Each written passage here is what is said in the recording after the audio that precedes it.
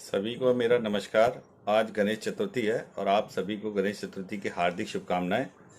और आज मैं आप लोगों के लिए एक बहुत ही महत्वपूर्ण विषय की जानकारी लेकर आया हूं। और कल सभी ने मेरे वीडियो को लाइक किया, सब्सक्राइब किया, उसके लिए आप सभी का फिर से धन्यवाद।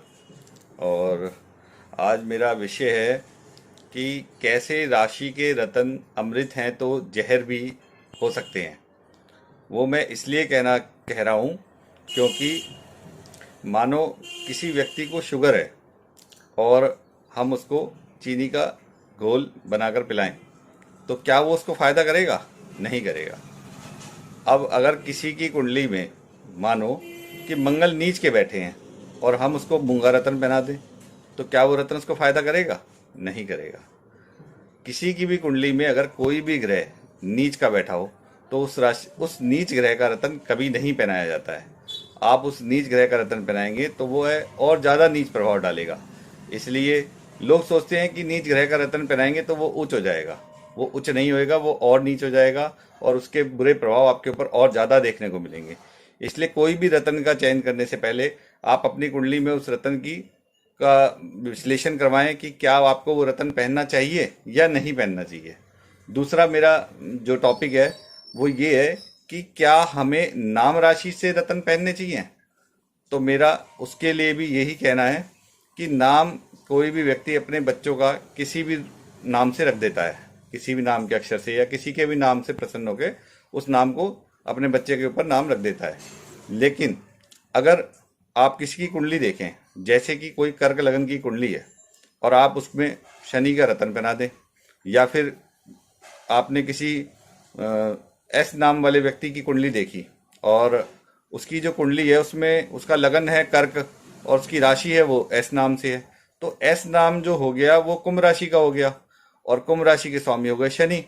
तो कर्क लगन में शनि जो होते हैं वो सप्तम मार्केश होते हैं और अष्टम मृत्यु भाव के स्वामी होते हैं, तो उनका रतन नहीं पहनाया जाता है।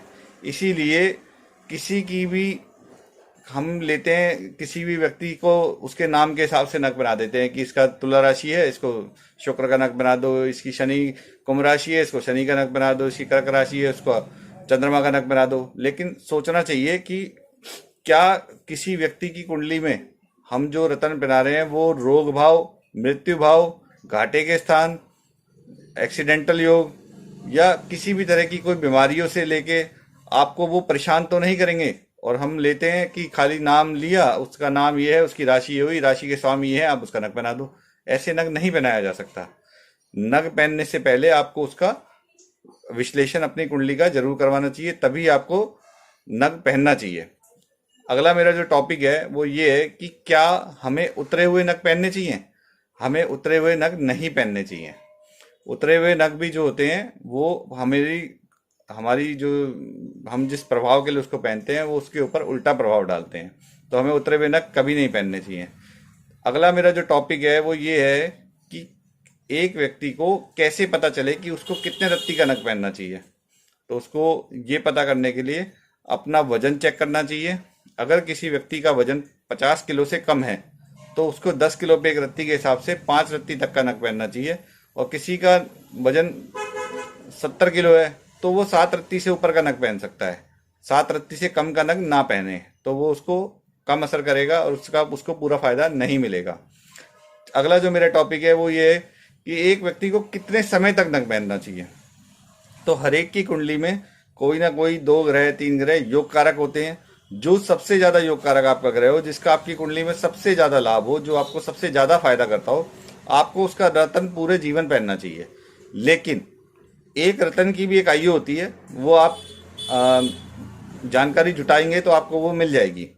तो कोई रतन 4 साल की आयु रखता है, कोई 5 साल की, कोई 7 साल की और कोई 3 साल की। तो जैसे कोई रतन है मूंगा है, आप उसको 4 साल पहन सकते हो, 4 साल के बाद आप उसको बदल दें, दूसरा मूंगा ले लें और उस मूंगा को किसी नदी में प्रवाह कर दें और आप उसको दोबारा से धारण कर लें। और मैं ये कहना चाहता हूँ कि रतन, ज़्यादातर रतन जो है वह लोगों तक असली नहीं मिलते हैं, इसलिए लोगों को रत्नों पर से विश्वास लोगों का उठता जा रहा है। लोगों को असली रत्नों के लिए उनकी जांच करवानी चाहिए। रत्नों की आजकल सरकारी लेबोरेटरी बनी हुई है, आपको सरकारी लेबोरेटरी में जाकर अपने रत्न की जांच करवानी चाहिए।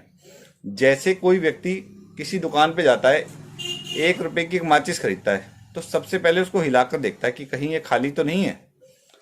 आप सोचिए कि आप इतने महंगे महंगे रत्न खरीदते हैं और एक सामने वाले के विश्वास पर उसकी जांच ही नहीं करवाते हैं।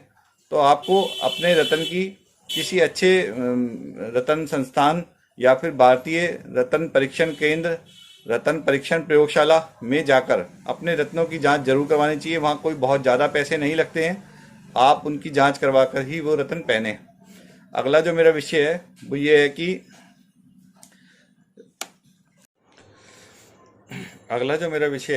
है कि क्या रत्न पहनने से सब कुछ हो जाता है? क्या रत्न पहनने से पैसे आते हैं? तो खाली रत्न पहनने से कभी पैसे नहीं आते हैं। रत्न केवल हमारे योगकारक ग्रहों को बल प्रदान करते हैं, जिसके द्वारा वह बलशाली हो जाते हैं और हम जिस स्थान के वो हमारे स्वामी हैं उसका हमें लाभ मिलना शुरू हो जाता है। बाकी जो हमारे पास धनलक्ष्मी आती है वो हमारे द्वारा किए हुए कर्मों से ही आती है, हमारे द्वारा किए हुए कार्यों से ही आती है। खाली रत्न पहनने से किसी को भी धन प्राप्ति नहीं होती है। आप खाली आय भाव के स्वामी का रत्न पहन लेते हैं तो उससे आपकी आय ऐसे बढ़ जाती है कि आपके जो आय के जो स्वामी होते हैं वह आप जिस कार्य को कर रहे हैं उस कार्य में आपको और निपुण कर देते हैं। तो आपकी जो कार्य क्षमता है वो बढ़ जाती है, उससे आपका धन आने का प्रभाव बढ़ जाता है। बाकी आप किसी रत्न से ये सोचते हैं कि रत्न पहनने से कोई आपको ये कह के पहनाए कि इसको पहनने से कोई लॉटरी लग जाएगी, कोई धनलक्ष्मी की वर्षा हो जाएगी, तो ऐसा अभी तक कोई रत्न नहीं बना है। अगर ऐसे रत्न होते तो रत्न बेचने वालों को रत्न बेचने की जरूरत ही नहीं पड़ती। आपका मेरा वीडियो देखने के लिए बहुत बहुत धन्यवाद। आप मेरे चैनल को सब्सक्राइब करें, लाइक करें। लोगों ने मेरे चैनल को सब्सक्राइब किया लेकिन लाइक, कुछ लोगों ने सब्सक्राइब तो किया पर लाइक नहीं किया। तो आप सभी लोग मेरे चैनल को सब्सक्राइब करें, लाइक करें और बेल आइकन का बटन दबाएं, ताकि मैं जो आगे नई नई जानकारियां लेके आ रहा हूं वो आप तक पहुंच सकें और आपको उन जानकारियों का लाभ मिल सके। ज़्यादा से ज़्यादा मेरे चैनल को शेयर करें। धन्यवाद।